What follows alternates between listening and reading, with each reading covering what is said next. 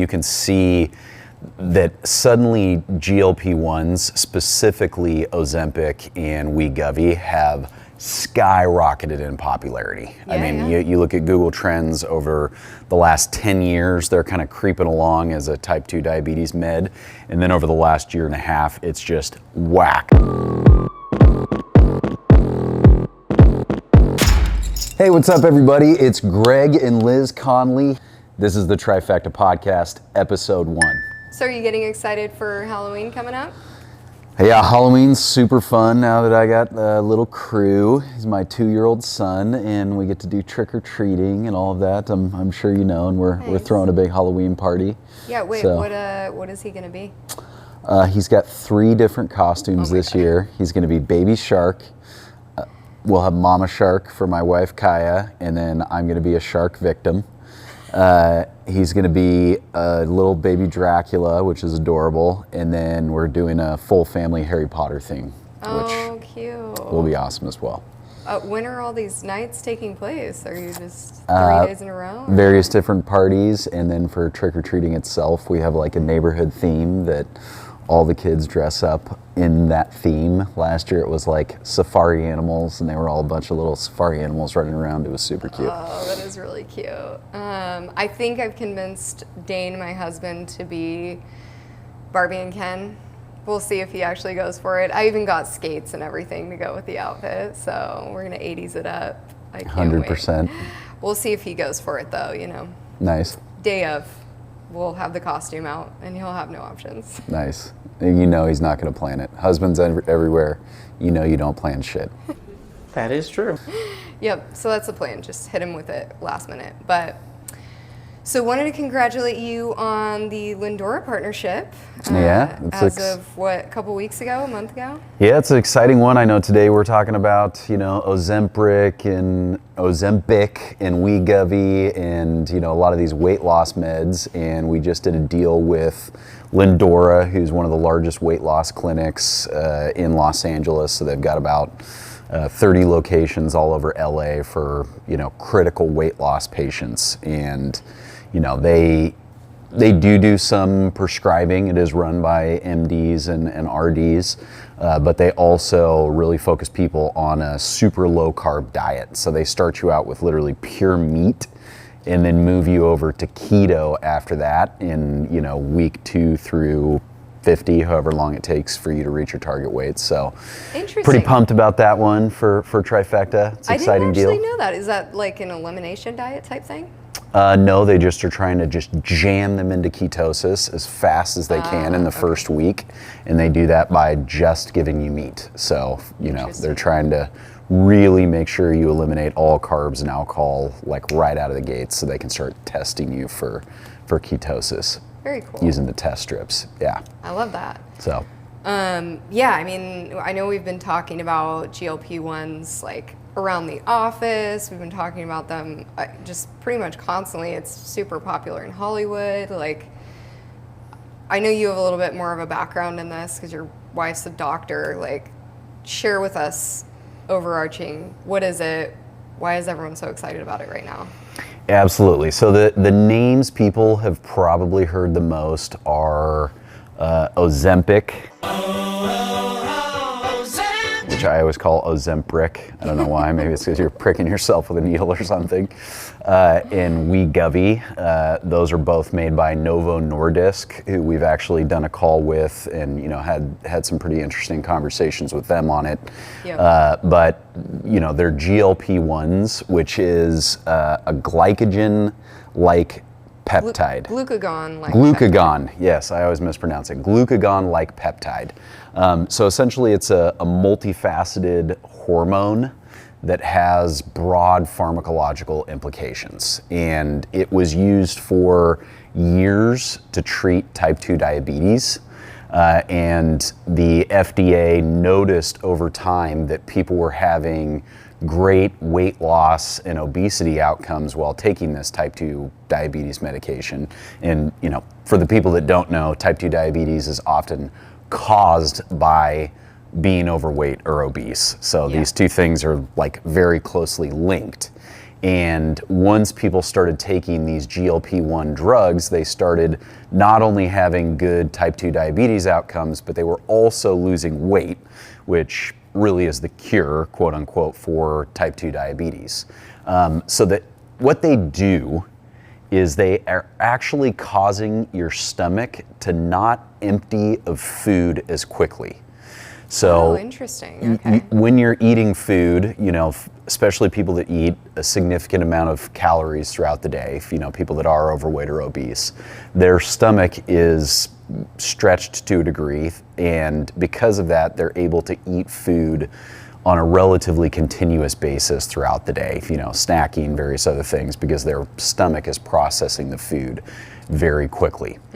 On top of that, it increases inhibition of food intake, which means you're not as hungry as often. You're not craving food as often. And people, especially people that are overweight or obese, find themselves eating oftentimes when they're not starving and they're not full. And I'm sure you've experienced this, like on the weekend, you're walking around your house and you're like, you're not look in the refrigerator or pantry like 12 times. Yes. Like, I'm so starving. You're not actually hungry, but you're kind of like, I'm just going to see what's in the fridge and there might be something tied in there. Yeah. It's more you're eating because you're bored or you're thinking about something else or, whatever the particular reason is. And these GLP-1 drugs seem to have a strong impact on people's interest in eating throughout the day, which obviously we know calories in, calories out, proper macros, those are the true keys to weight loss. And this is a way that through pharmacology, people are kind of like hacking their body into actually eating healthy on a regular basis. Yeah. Well, it reminds me of I think people think of the fat burners and things like that really didn't work, and there's not a oftentimes ton of were dangerous. behind them. Yeah, and so that's what first comes to my mind is this drug is gonna burn fat, but the reality is it's actually making you not as hungry, right? Exactly. So throughout the day you can go about having your meals and you may only want half or 3/4 of that meal that you would have normally eaten the whole thing type thing. Exactly. And if you look at Google Trends, we'll have Jay pull it up in the video, you can see that suddenly GLP-1s, specifically Ozempic and Wegovy, have skyrocketed in popularity. You look at Google Trends over the last 10 years, they're kind of creeping along as a type 2 diabetes med. And then over the last year and a half, it's just whack, hockey stick as they've become popular in Hollywood, really taken the diet world by storm, which we're obviously, neck deep in. And it's really one of the most interesting trends out there, because if you look at it compared to the keto diet, or even further back, the paleo diet, and another one we're going to talk about today that's the up and coming kid on the block, the carnivore diet. You see that paleo kind of builds a little bit over time, peaks around 2014, then keto hits the scene 2018, 2019, and skyrockets in popularity. Then keto kind of trails off over the next several years. And then recently, last year or two, it's just been the GLP-1 story. It's Ozempic and Wegovy just skyrocketing to popularity. And that's part of the reason that Weight Watchers stock all of a sudden just exploded when they bought rights to one of these drugs, is because a lot of people see this as a critical part of the future of weight loss is, what's going to happen with these drugs, as we consider obesity a disease. Yeah, it's becoming part of the equation. It's not just diet, exercise. It's going to be diet, exercise, and then maybe some medication that you're able to take with it. So how do you actually get prescribed this? Because it's not, you can't just go into the store and buy this, right? Yeah, this is not like, aspirin or ibuprofen or something where you can just go pick it up over the counter. This is a true, hormone peptide, and you have to get a prescription from a pharmacy for it. I'm sorry, from a physician that you take to the pharmacy for it. So we We partner with companies like LifeMD is a great example of, you can interact with a physician online. They're more kind of like concierge medicine. You can go to your PCP, your primary care physician, and get something like this. There is a whole branch of medicine that's becoming popular now called lifestyle medicine. And you can take, people like my wife, Kaya, can take an additional year of education and get a lifestyle medicine specialty on top of whatever their particular specialty is. Yep. And a buddy of ours, Dr. Sipo, actually did that, and he's now an ER physician that's a lifestyle medicine specialist. And they specialize in prescribing things like obesity medications and different diet and exercise programs to ultimately help people actually change their life when it comes to obesity. Yeah. And I actually tried to, I went online and did the little walkthrough of how to actually get it, and it immediately was like, you're not a candidate for this. And I'm like, shit, this was research purposes, I swear. But, you actually have to have a BMI of 30 or above to actually even be able to get it. So it's not something that in a typical everyday person necessarily would need. Although I have friends that, aren't necessarily a BMI of 30, right? That shit was gonna happen where people were gonna want to get it on the internet, and you're trying to get a six-pack for your upcoming summer vacation. You go to your friend that has a prescription, you're like, what's up with some of that Ozempic? So that's why it became super popular in Hollywood, because you had to have a hookup to be able to get it if you were already in great shape. But one of the core things, and we can pull up the prescription of Ozempic, literally, is that when it's prescribed to you, you're supposed to already have been on a regimen of diet and exercise. It's not something that's independent of diet and exercise, and that, I think, is one of the most critical things for people to understand, is for this drug to really work in the way that it's supposed to, in the way that it says on the prescription for it to work, you have to combine it with eating healthy and exercising. And for eating healthy, that means a lot of the stuff we preach at Trifecta. It's lean meats, vegetables, potentially some whole grains, depending on whatever diet program you're on. Yep. If you can do dairy, doing fat-free dairy, all of that type of stuff. It's still having a healthy diet and exercise combine with this drug, and that's how you're going to get the maximum results. People think they're just going to take the fucking drug and suddenly they're going to get into amazing shape, and you may lose some weight because it's suppressing your appetite, but you're going to have the most profound effects if you're eating a healthy diet, exercising, and hitting it with the extra knockout blow, which is the pharmacology. Well, that reminds me of that surgery too, gastric bypass, yes. Yep. Where you have to actually eat healthy to even be a candidate. You have to start to get there to go down that road, which is super interesting, because a lot of these, we think about them as the easy button, but the reality is you have to do the hard shit also. So 100%, and it may be a way for you to increase your odds, and I think that's why people are so attracted to this type of stuff, is you're throwing, if you've tried to do diet and exercise and it hasn't worked, you're throwing the fucking kitchen sink at it at this point.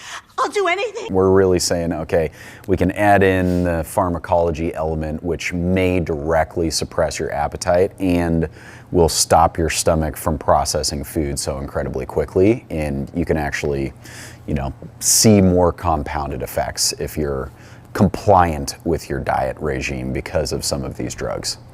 So I've heard it's pretty expensive from a few of my friends that use it. Yeah. Do you have any idea how much we're talking? I mean, I don't know exact numbers because I haven't done it myself, but somewhere in the range of $10,000 a year. And that's why there's been a big fight between insurance companies and the American Medical Association and the NIH, National Institute of Health.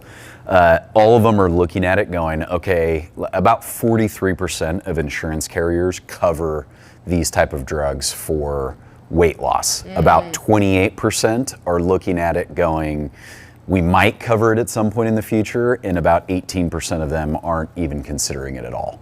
So you got to remember, obesity just became a disease. As of 10 years ago, the American Heart Association said, okay, this is actually a disease. Now, with that, there is all kinds of implications. They largely did that because they want insurance companies to start covering these type of drugs, because obesity is, at this point, the #1 killer in 198 countries worldwide. We're talking 300,000 people dying from it in the US alone. And that's because of all the chronic diseases caused by obesity. 50 people are going to die while we're making this podcast. It's an incredible killer, and that's why the American Medical Association is like, y'all, we gotta do something about this shit. Like, this is a major, major problem, and we need insurance companies to start pushing to cover drugs.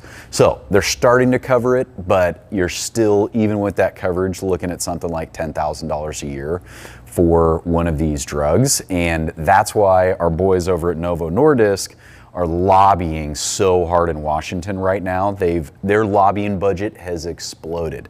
They spent, I think almost $3 million in the first half of 2023 lobbying to get these drugs covered by, by the healthcare programs and Medicare and Medicaid, et cetera. So there's a big fight going on behind the scenes over these drugs, and we'll see what actually happens with it in the short term. But Novo Nordisk is definitely focused on the regulatory environment right now, trying to get these pushed through as quickly as possible. And candidly, I don't blame them. I do the same thing. This is a major problem that's the #1 world killer, and we need to throw everything we've possibly got at it, from healthy food to pharmacology.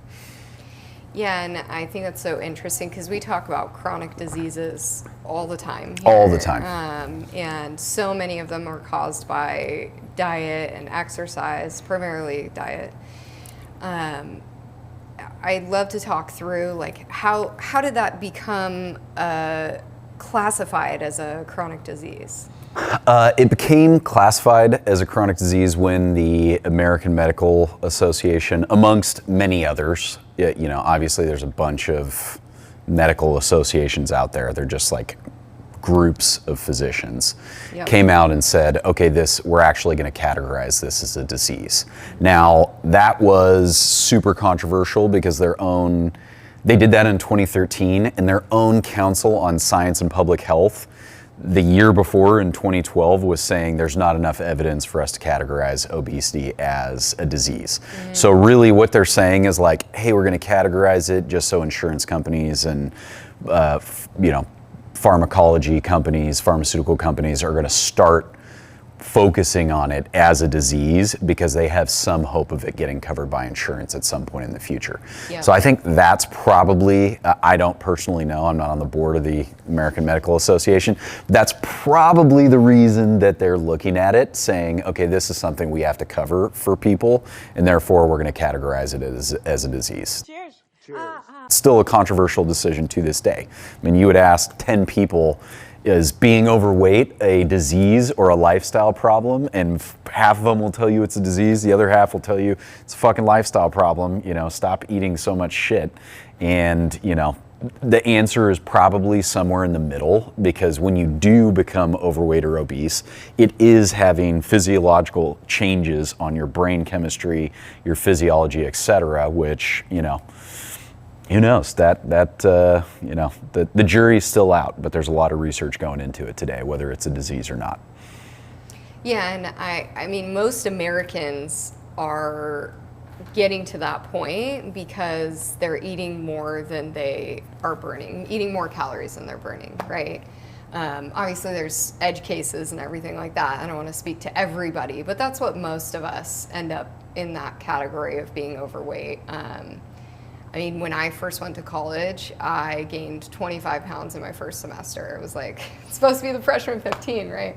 Right out of the gates. Yeah, and I went, I immediately stopped exercising when I got to college. So that was a huge, decrease in how many calories I'm burning. Then I'm eating at the Chico little hall for, what is that called? You know what I'm talking about? Oh, I don't know what it's the called. food hall type Yeah. thing. So I'm eating there every day, breakfast burritos and pasta and everything, and just eating my heart out. I'm just so hungry. And then, drinking damn near every night of the week, because it's Chico, let's be real. You understand. And I just gained weight super quickly, and it took a long time to unwind that and start to get back to just the fundamentals of diet and exercise, and really just realizing that the calories were the fundamental basis of everything. And you can have a cookie here or there, or a cheat meal here or there, but if you're eating generally healthy, that you can combat it. But there's, I think, a lot more to it that goes into the obesity epidemic. It's not just quite that simple, right? Yeah, I mean, there's a huge education component. Even for you, I don't think you lost all the weight right after college. I mean, No, you not at fluctuated up and down until Yeah. you actually got consistent with what you were eating, and it became your expectation and your routine. And I think that's where most people still to this day continue to fall down. It's not exciting. You got to build a routine. You got to build these habits. It's, if you want to combine it with pharmacology or trying some crazy diet, I know we're going to talk about the carnivore diet next today. Yep. All of those things I think are critically important to think about. But, something like the carnivore diet is, it's becoming trendy, and it's, diets move in trends because people want to try something new, because all of the last shit did not work for them. Mm-hmm. If you killed it eating the paleo diet 10 years ago, you probably still eat the paleo diet today because you have abs and you're like, why would I change what I have going on? The reason people shift from one diet to the next is because they're following the trends. They didn't have a ton of success with what was happening before, and therefore they don't have the confidence to follow that particular diet anymore because they didn't see a huge amount of success. And right now, I mean, we were talking about Google Trends. If you zoom in on the diets right now, whether it's keto or paleo or carnivore, you can see that carnivore has really made some huge gains on keto and paleo recently. It's probably passed paleo diet in terms of trendiness, and that's being driven by people like Shawn Baker. Hey folks, I'm Dr. Shawn Baker. Many people are starting to get interested in carnivore. More people are trying to do this. Remember, I wrote the actual first book on the carnivore diet. I, in fact, came up with that term, the carnivore diet. Who is popular on Instagram. He wrote a book literally called The Carnivore Diet. He's reasonably jacked dude, and I think he's in his 50s, and he says he's all natty for life. I'm not sure if I 100% believe him after the fallout of the all natural Liver King. Are you not entertained? And a lot of these guys feel like there's some sort of stigma around PEDs, and therefore they performance enhancing drugs, and therefore they ultimately, try and claim they're all natty. Whether he's natty or not, he's definitely a big dude. He's definitely in great shape. He's definitely lifting hard. Carnivore really seems to be working for him. And, he's probably permanently in ketosis eating the carnivore diet. Another big popular one right now is Dr. Paul Saladino. My name is Paul Saladino. I'm a double board certified medical doctor. He did get his MD, even though he was, if I remember correctly, a psychiatrist when he got it. That still means he's got a reasonably good shot at reading, published literature, from PubMed or the National Institute of Health or whatever. That's where most normal people get fucked, is they're like, I read this study, and they don't realize the study's like a sample size of 20 in rats, and, you know, 2 of the rats died. Right. And they just like see the abstract of like aspartame kills, and then they're like, oh, they gave the equivalent of 20,000 Diet Cokes to this rat and it fucking died. I'm like, great, that doesn't tell us anything about aspartame. So I think he's got the knowledge to be able to read scientific studies. That said, being married to a doctor, you know, I love a lot of the stuff Paul puts out, but he does speak in absolutes, which is like really dangerous to do if you're a physician. He's like, you absolutely got to stop eating vegetables. They have these poisonous, you know, chemicals in them. And that's not how nutrition science works. We haven't like locked people in a fucking cage and fed them nothing but broccoli every single day. Like it's never happened. And that's why nutrition in general is considered like a gray science. Well, and it's like, it's a pretty new diet too, right? Like it's brand new. How can you know for sure exactly what to do and how it's going to affect you and all of that stuff? Like, yeah, it's similar to keto in a lot of ways, but it's like I would say a more extreme version. Like we really went lower and lower carbs. Like we started with paleo, which was already like, you know, high protein with lean meats and veggies. And then it was like, okay, well that's too many carbs. We're going to go to keto. And keto was like, hey, you got to be under 20 grams of net carbs a day to get into ketosis. And that's really, really ultra low carb. And then carnivore is like no carbs ever. It's literally 100% meat and organs.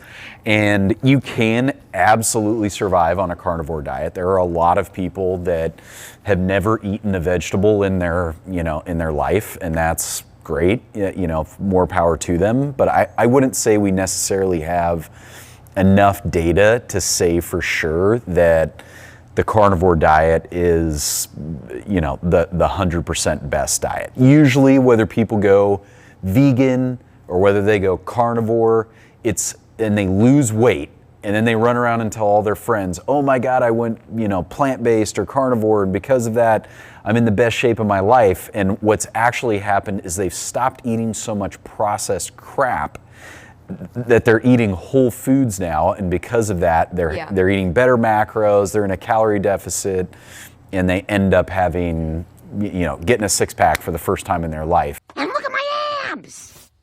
And they can't stop telling people about how going vegan or going carnivore fundamentally changed their health. And it probably did, but that doesn't mean one is right and the other one is wrong. Yeah, and that's why we're diet agnostic here at Trifecta. And just as a PSA, we support carbs here at Trifecta. We are on the carb train, but you know, we also really promote high protein, low calorie if people are trying to lose weight, obviously, you know, and get shredded. Like that's the basic recipe. It's not rocket science, right? 100%. Yeah. And if people want to go carnivore, shit, we have meal prep options. They can buy nothing but meat from us. Right. I mean, I just talked to the CEO of Maui Nui yesterday, and awesome guy, awesome protein. They are doing the you know, essentially harvesting deer in Maui, you know, because deer are an invasive species. Telling me about this, yeah. Yeah, they're an invasive species. You know, there's no, you know, cougars or wolves or anything over there to keep the population down. So they got approval from the Fish and Game Department to harvest 1 million pounds of venison a year, which comes out to about 17,000 deer worth of venison. And they sent it off to the USDA to get it lab tested, and it came back testing as the highest protein available on the market. Like it was something like 35% higher protein per pound than anything else, any other red meat out there. So this stuff is like 99% lean. Like the bone broth made from it is 0 grams of carbs, 0 grams of protein, and 25, or 0 grams of carbs, 0 grams of fat, and 25 grams of protein. Yeah. So yeah, we're talking about potentially getting, you know, some shipments of that so we can cook it and introduce it to the meal prep menu, and then, you know, maybe even use it in some meals, like some venison burgers or something along those lines from some of these super proteins that are coming out. So yeah, you know, shout out to Maui Nui, awesome company doing an amazing thing for the environment and serendipitously having what appears to be the best red meat on the planet when it comes to macros and flavor. Love it. We'll do a deep dive on the benefits of some of these different things. We can get into the actual studies. Dr. Kaya Connolly, Greg's wife, can really help us with that and actually share some of the data behind these different areas. So we're excited to see you next time, and that's it. Thanks, guys.